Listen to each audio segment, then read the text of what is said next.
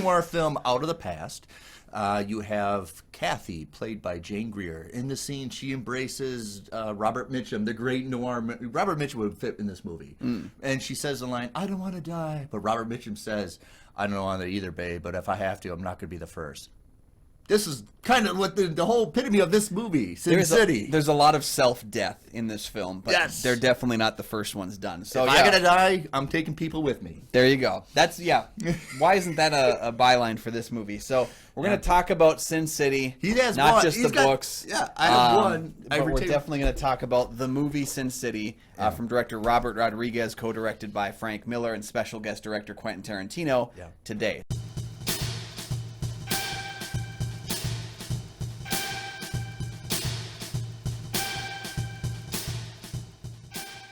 Welcome back to the show. I'm one of your hosts, Kyle Goethe from GoatFilmReviews.com. Hey, I'm Nick from the St. Paul Filmcast. Thanks for finding us. Thanks for watching. And for our loyal fans, thank you for continuing to support the show. Kyle and I are both members of the Minnesota Film Critics Alliance. Check out that webpage for other members' reviews as well as stuff we have done. Today we're going to talk about Basin City. Oh, wait, it's not Basin City. It's Sin City. Sin City. I think in the movie they shoot out the B and A. It's either that or marker over the BA or something like that. Yeah. All right, so walk down the right back alley in Sin City and you can find anything. Marv, an unstable brute, finds a new love in Goldie, only to have to hunt her killer. Dwight finds himself trying to preserve a shaky truce between the prostitutes and the police. Yep. Hartigan, a retired cop framed for rape, finds himself protecting a stripper from her would-be killer. It's all just another day for the residents of Basin City. Okay, so this premiered in 2005 at Cannes Film Festival. I don't know how they received that in Cannes. Sometimes they applaud, sometimes they boo, and before, I don't really know what the action was when it premiered. Rodriguez shot a demo tape for this to recruit people, and I think Josh Hartnett's scene. It's just the first scene of the movie, First scene with Josh Hartnett. And you can see a little bit difference between the two times Hartnett appears in the film. You can see the one that was shot for the end credit, or the end tag. Yeah. Look, he looks considerably different. There's a little bit of aged on that, too. And the opening of the film's got a little bit more of kind of a grain to it that you don't see in the rest of the movie. A little more clean it up a little bit, right? If we're from Minnesota, so go ahead, Josh Hartnett. We'll give you all the money. Yeah, come back to the movies, right? So I think Rodriguez sent around this tape to show people, and I think the first 5 seconds of the movie, and Bruce Willis said, "I don't care, stop. I'll do it. I'll do it. I don't know. I don't care what you want me to do. I'm going to be a part of this movie." You get to fight a yellow man, Bruce. Please. And it's almost like I'm too. It's almost like that.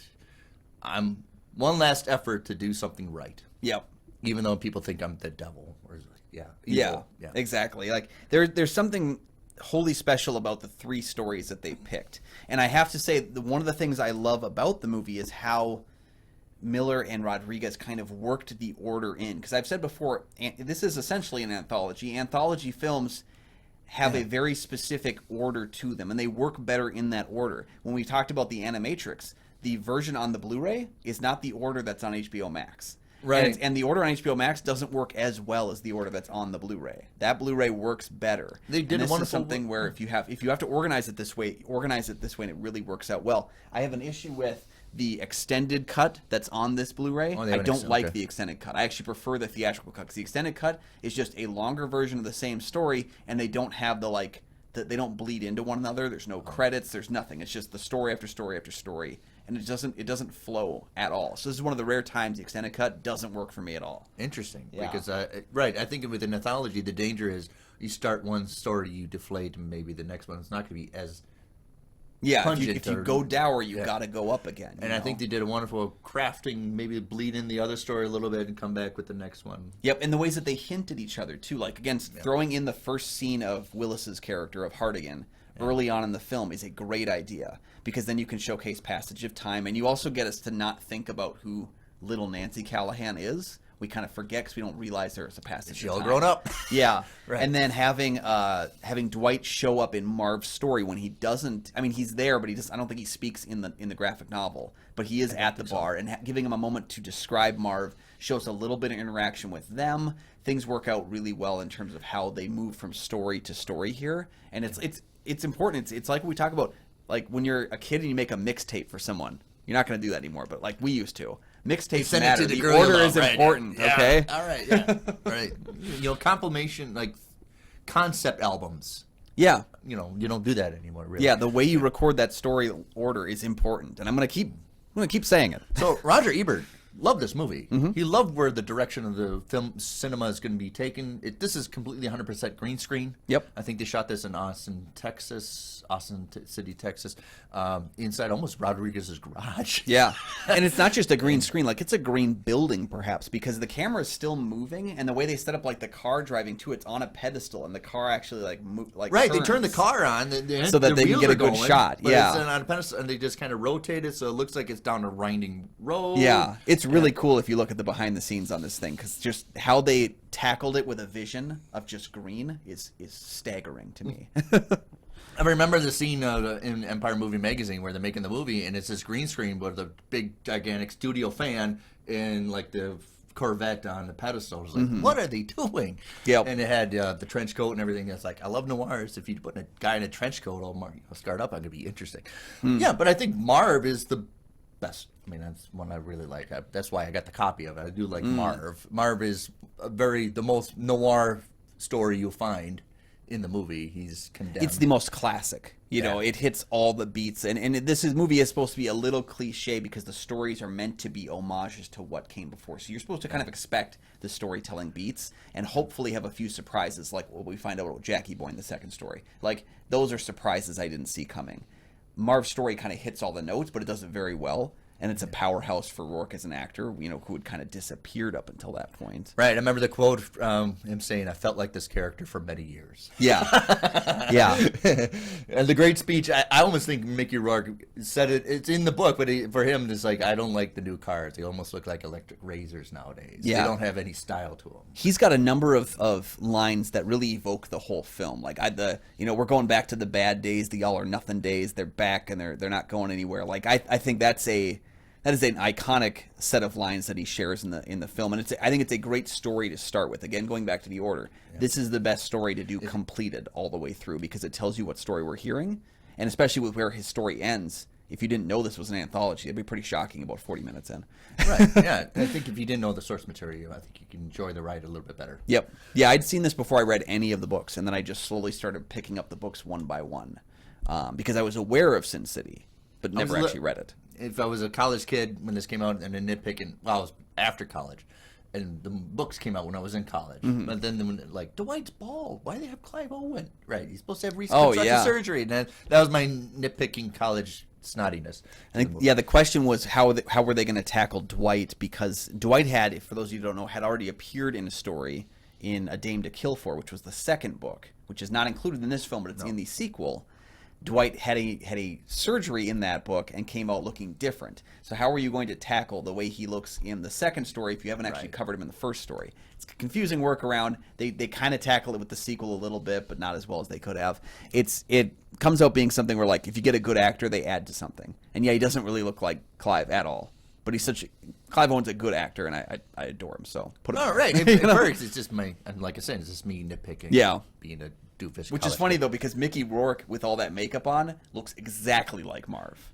Right. Like, I agree. Dead on as Marv. Well, all that caked up makeup and prosthetics are like, that's Mickey Rourke. Yeah, it's almost hard to see Mickey Rourke in there, except you can hear the voice, and when you see him in other films, you can make that connection. But it's almost impossible to even see him under the makeup. That's what's so great about it. So if you like film noir, as I do, you'll enjoy a lot of the borrowing that Frank Miller takes in, but he amps it. It's high-octane noir. Yep. And it's not subtle. It's hard-boiled. I think it's from like the 50s noir, where everybody, the guys are dumb, pretty much dumb. The girls are manipulating, and it's very seductive, but it's that world of, even if you're soft, you're going to be dead. Yeah. So it's that harsh world where we're like, the city's almost like in the ether. It's not really a direction. It's almost like it's just floating out, and I don't know how you get in. I don't know how you get out. But the only way to get out really is to drive by the farm. But it's like they only ever leave Sin City to go to this farm, and then they come back. But yeah, very rarely do we hear about new people in town or new events. Anyone leaving town. Everyone's just kind of like, yeah, we're here. We're not going anywhere. Yeah, it's like a purgatorial place, So I wrote in my notes, and I very much agree with Roger Ebert. He goes, it's pretty much noir with tabloid murder lit by flashbulbs. Yeah. And that's kind of it. It's very tabloidy. It's very trashy, but it's the aesthetic is where it's derived from. Is almost noirs were considered trashy as well. Yep. Yeah. Well, and we have a case where we don't get into as many femme fatales as what there are in other Sin City novels that weren't in the film, but we do have the inclusion of the shaky truce in the second story with Dwight, and I think most of the hookers in Old Town are very, very smart. They know how to keep themselves safe. They know how to protect each everybody other. out, right. And they essentially have even beaten the police back where they own the area that they're in. And I think it's I wouldn't be surprised if they started a union. yeah, they essentially, I mean, an anti-cop union. It's, for me, their characters were, especially in 2005, we still didn't have a ton of strongly written female characters in cinema. And I think this was one of the first occurrences where I felt like these were women that scared the men. Old Town, right? You know? Yeah, they scared the men away. Like men who go to Old Town, they know that you don't get to beat up on the women. You get to pay your money, get your service, and you get out. And I kind of admire the fact that he doesn't hit it with all the stories, but he's got one in there that really placates a strong female presence there. Yeah, it's almost like a safe haven for the women area. Yep. But it's still safe because they know how to defend themselves. Yeah. If you want to go in there, you're not going to come back with your head almost. Yeah. Although I'll be honest with you, I feel like Dwight shouldn't get as much blame as he does for what happens with that story, because the hookers of Old Town, they're the ones who kind of decide to take out Jackie Boy, not knowing the big reveal. Dwight doesn't really have to do much about it. He just basically he follows him there and then gets embroiled. Well, that's a soft. You're doomed in noirs. Yeah. But sometimes it's not because of your fault or just being. It's just. I'm not. What? You're there. He's That's just why stuck there. Yeah. You're stuck there. That's why you're. And he happens to have ties to some of the hookers of Old Town, so I think that may be why he feels compelled to help. Yeah. But yeah, Dwight is a fascinating character in that second story, because it seems like the whole story is about this interaction with Jackie Boy, and then it's completely different. It's about the shaky truce, and then it's about how do we get out of the truce because the cops want to break the truce, and it's like there's a lot of stuff going on in that story, and that would not have been a good one to start the film with, because it does kind of lose some of the simplicity that is at play with Marv's story. Right. I'm going to contradict myself that even though this is high octane action, you want to start with a subtlety of exposition narrative kind of thing. Yeah, because you spend so much time with Marv in the first story basically explaining the rules as he beats people up, then you kind of you're not being force-fed the info. It's happening while he's beating the crap out of someone. And again, we get the cadence of it. We get the introduction of the girls of Old Town in Marv's story, and then they play a larger role in the second story. So it's again, we build off of what we've done before. And I do think it was a smart decision to end with Bruce Willis' story, because I think, weirdly enough, it's the most heartfelt. I don't know, it's the most good person part I think again. so. Right. So it kind of leaves you in a place where you feel comfortable letting the story end. Right. Yeah. And it does look a little bit weird when he kills Yellow Bastard, because it looks very cartoonish. Yeah. But they're really trying to mimic exactly what it looks like in the book. Yeah, because the book actually is where, there's a couple points in the first three books, I think, where they use a little bit of color, just a tiny bit. But that fourth book is where that Yellow Bastard comes into play, and he is yellow. Like, he is painted cirrhosis. Yellow in it the whole time, and he looks pretty much exactly out of this book. You know? Right, because it does look like he has a headpiece on. Yeah, but he's got kind of a clip. But you believe it. I mean, even though I know it's part of the prop of a movie, you believe it wholesale that this environment exists. Yeah, and even like Powers Booth as the bastard's father showing up, or I guess Senator Rourke, if you will, he shows up and he has these like snake eyes almost, and I couldn't really tell like what was the choice behind that, but it is because he's the apex predator of this environment. You know, he is the killer at the top who's in charge, and so it's kind of again like we can play with the unreality of things because we know we're watching a movie, like we are not in on it. Like when we talked about with Brooklyn's Finest, you felt like you weren't watching a movie at times, that you were just like documenting things on the street. Yes. You know you're in a movie here. Right. We go a little bit of exaggeration, right? When you critique art, you find out where the exaggeration, it's everywhere. It's everywhere. It's painted on the walls. It's everywhere. Yeah. But, right. Let's talk about, because you mentioned it, there's the supporting cast for this, as well as the cast. There's a lot of heavy hitters. I mean, you could do a checklist of like, oh my God, it's Powers Booth. Oh my God, it's Rutger Hauer. Elijah Wood is the worst. Elijah Wood in 2005, less than 2 years. I mean, I know he shot Lord of the Rings a lot earlier than that, but less than 2 years after the Best Picture winning Return of the King, we have the lovable Frodo Baggins eating people Yes. And not saying a single word while he does it. And he doesn't, in the book, his character doesn't say anything yet. Yeah. And in fact, it's funny that Mickey Rourke and Elijah Wood didn't meet each other during filming. They actually didn't interact at all, yet their characters interact a few times on the film. I've heard about that. That's kind of Mickey Rourke's kind of thing. He doesn't like to do just well, being on just set. in general, they had to like do the shots differently. I don't think they had timelines that wrapped up. So the fact that it actually looks like they're interacting a lot more in the film is pretty shocking to me. Yes. But I yeah. understand that this kind of he doesn't like to meet people very much. And this was a movie. This might have been my first real introduction for me for Benicio del Toro. I know he'd done Fear and Loathing. I know he'd done The Usual Suspects. Been in a number of films at this point. This is the first one for me where I saw him in this movie and I was like, wow, he's something special, and we're going to see a lot more of him. And I'm happy I was right. This is more out there. Even though he's been a lot of characters out there, this is a little more like flashy out there. Yeah. Because even though The Usual Suspects, he's kind of like, the mannerisms are small. One in Fear and Loathing, he's out there, but Depp is way out there. Like Depp is in charge of that movie, and Del Toro is there, but like he's not the notice. You know, this is a movie where I think he gets a lot of room to play, and he takes every moment of it. Specifically after he dies, I think he gets his best scene in the movie, which is the scene that Quentin Tarantino shot. For guest director Tarantino came in. He didn't. Thanks for bringing that up. Shot this one scene with the two of them in the car with the cop. He shot that as payment for Rodriguez helping to score Kill Bill. So they gave each other each $1 in payment for it. And also because Rodriguez had been going pretty heavy on CG at this point in his career. And Quentin Tarantino was very anti-CG. But he kind of wanted to see how it worked. You know, he kind of wanted to experiment with it. It's one of the best scenes in the whole movie. Right. So you have almost 3 directors. Frank Miller. I don't know if Frank Miller, I think it's just the title. Miller. I don't think Frank Miller, because he went on to direct The Spirit, which is the same kind of texture look of, same kind of thing, based on a comic book. But I don't think he actually directed the movie. I'm sure that he was in. I'm sure that they, from what I recall, they both spent all their time on set together. That's Miller and Rodriguez. And like Rodriguez was the technical, like, let me make sure that everything works and looks good. And Miller was kind of more focused on let me make sure this thing fits to the story. I'm assuming he did maybe some more character directing. You know, play it this way, do it that way. That tends to be how, I was on a film set from a screenplay I wrote, and I was basically doing a lot of the character directing for the director. I wasn't actually directing the film at all. But, like, when I was working with the characters, I'd be the one who'd go up while he was taking care of technical stuff and be like, all right, now remember, your husband just died. Like, I would get invested. I was the Frank Miller of that. I've been on sets I've been in movie sets where, like, the guy who wrote it and is supposed to be the director, but he's not running the show. The assistant director, the guy who wrote it and the producing, directing, actually is working with the actors, like, talking with them and everything. But the other person is directing, like, all right, we need to do this shot and this shot. So I'm sure Rodriguez was always the final say. Much like on the film set I was on, I still always would like placate to the director, like, well, he wants it this way, so we're gonna just work around it. That was kind of the case, I assume. Was Rodriguez was still the one who lived or died based on this movie. So he edited it. He wrote this. He was part of the musical score, and he got a little help as well. But he directed it.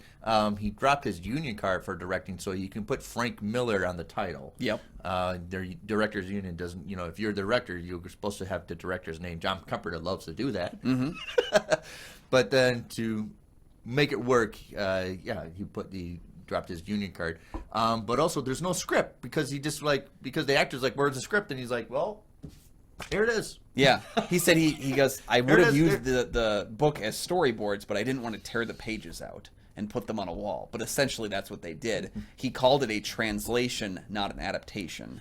And there is no screenplay, although both of them are credited as screenplay writers, Rodriguez and Miller. And I'm sure it's just because they had to make subtle changes to what the book was, and someone had to get credited for screenplay. But somebody has to. Yeah. Right. Somebody has to. But I just pass around the book and look at it. This is what we're going to do, and this is how it's going to look. It's closely resembled. It's very faithful to the book. Yeah, almost extremely so. 100%. To the point where when I got the extended cut, I actually was like watching it, trying to think like, what would they add to it? Because I've read the book so many times now. I'm like, there aren't that many alterations, and it's like a line of dialogue or like a shot. What did they add that added 25 more minutes to the movie? I have no idea.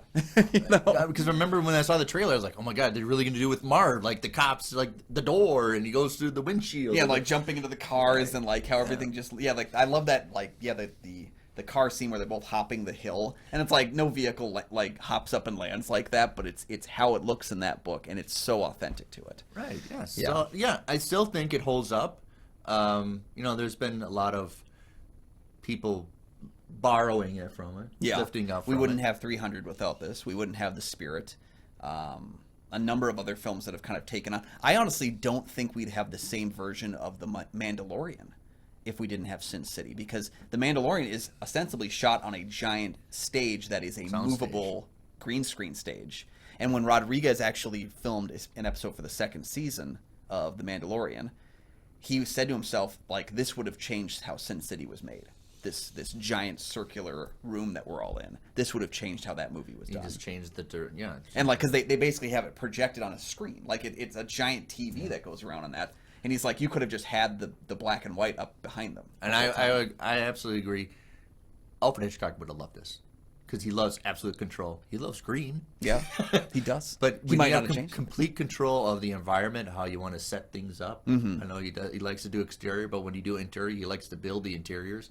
He would have loved this kind of play with you. He would have used it. Not to mention, he would have also really enjoyed Frank Miller's co-director cameo as the priest in the first story. God, it's good casting. Alfred Hitchcock got his cameos in. He maybe would have been mad at Robert Rodriguez for not getting one. Robert Rodriguez is one of those guys. I don't love all of his movies. There's a few movies he's made that I absolutely loathe that kind of dips into his kids stuff. I'm not big on Shark Boy and Lava self-indulgent. Girl. Some of his like kiddie stuff I really don't care for at all. But I have tremendous respect for a guy that writes, directs, does cinematography, does editing, gets involved in music. Like, he has a hand in every single aspect of it. And if you own any of his movies on DVD or Blu-ray, he usually has a 20-minute film school that he does where he goes into one aspect of his creative process, and these are really informational, inventive videos. No, I think he runs a school, and we know. I think he does. Yeah, he runs a school, and one of our good people, Joff Stifler, talked about it. He recruited for school. But if you want to make independent short films, he shows you a cheap way and make it look authentically. Yes. So it's a wonderful school. If you just want to make a movie, but you don't have the budget to it, I guess the camp is really beneficial. Even if you can't make it to the camp, just look up his stuff on YouTube, and you can just watch video after video of him just explaining his process, and it will change how you view the making of movies. The fact that he was able to pull off, I think one of his first features was like $600 or something like that. Like, he just changed the game for how things are done. And it's funny to think now he's the guy who's given $250 million budgets on Alita Battle Angel. Well, he knows the trickery. He knows the trickery. Like, if you have somebody running away from the camera, but you don't have that person on set and you want to look the danger, just hire a kid. It's smaller scale. Yep. Kids run awkwardly. Just put them in a suit and run, and it's still effective. It's like, genius. Yeah, and I think it works great with cast. He's accrued a number of great cast members throughout his career, and I think this is a case where he's squeezed a lot of them into one movie. My one problem is, as much as I like Jessica Alba being cast as Nancy, it's weird to me that you took a role as a stripper, not realizing that the role would call for nudity. Again, I'm not saying you have to be nude on film. I'm just saying, like, if you're playing a stripper, you probably should know that that's probably going to be asked of you. You're going to play a Dr. ER, and I'm like, well, we're going to use it's really bloody. Yeah, well, you're a doctor in the ER. But again, I just think don't take the role if you don't want to. But that's just me, neither here nor there. The film does have a sequel, and currently Legendary is working on a live action as well as an animated Legendary series. Pictures still around? Yeah. That's like a trust I think they're now, are they owned by Universal? There's something like that, but they're trying to push for making a series based on the story. I still get a kick out of Legendary Pictures because it gets some of its money from China. So anytime they make a movie, they want some way to get filming in Asia. Yeah. That's why Batman, I think they're one of the last Christopher Nolan's Batman, for some reason, always had to go to Asia in every movie. Yep. Because it was Legendary Pictures, right? Yep. Pacific Rim as well did the same thing, where it's like, we just got to sneak over here for a little bit. Right, yeah. Film in Hong Kong if you have to. But I to. think they might be the last bastion of that, because less and less studios are doing that now. They're kind of going back to, like, just we'll make the movies we want to make, and if you want to play it, you can. If you don't want to play it, you don't have to. So, I mean, they might be the first and last to be doing that. It's a trust fund. Yeah. And you just pitch in for that, yeah.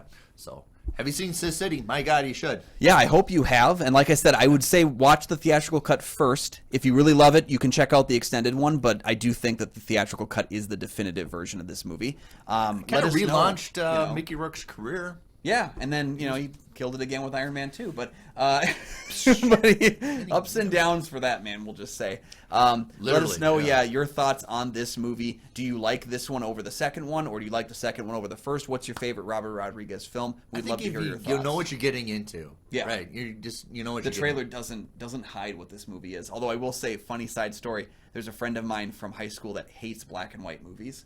And when I showed him this film, he got about 10 minutes in, he leaned over, he's like, is this whole thing going to be in black and white? And I was like, you bet your ass it is. Yeah. Yes. But, let us know your thoughts on the film down below. And while you're down there, like, subscribe, and ring that bell so you can get notifications when the new episodes arrive. We got new stuff Mondays, Thursdays, and Scary Movie Saturdays. New episodes 3 times a week for you as well. Do you want to get extra episodes, extra content? Join the Patreon. The link is down in the description. You get access to Picks with Kyle and Nick. This month, at the end of the month, look forward to our top 10 films of 1997. Yeah. Yep, and if you've joined the Patreon by now, we also have our last month's video as well as the other ones. Our favorite David Cronenberg movies is currently up there. We've got new episodes of that every single month for you. We also are going to have exclusive videos on our Patreon, so you can join there to get Coming more soon of this that. summer. So get on it before we start putting stuff up. Don't miss out. And also, if you join the Patreon, you get to be on our rotation of people that pick the episodes that we do as we cover them. You can have your say in the films that we choose, which is great because there's a lot of movies out there and we can't pick them all. You Just have to, don't pick movies you've already done. That's one rule. Yeah. We're not going to go back. Really want to go back. There's some movies I don't really want to go back to. Yeah, there's a few I don't want to go back to. Ever, yeah. But thank you guys for joining us. You can find all my film reviews over at goatfilmreviews.com. Hey, I'm Nick from the St. Paul Filmcast, and you can find my podcast anywhere you find podcasts. Simple as that. So we're going to go make some money on a farm. And are you hungry? We got a green screen. Yeah, there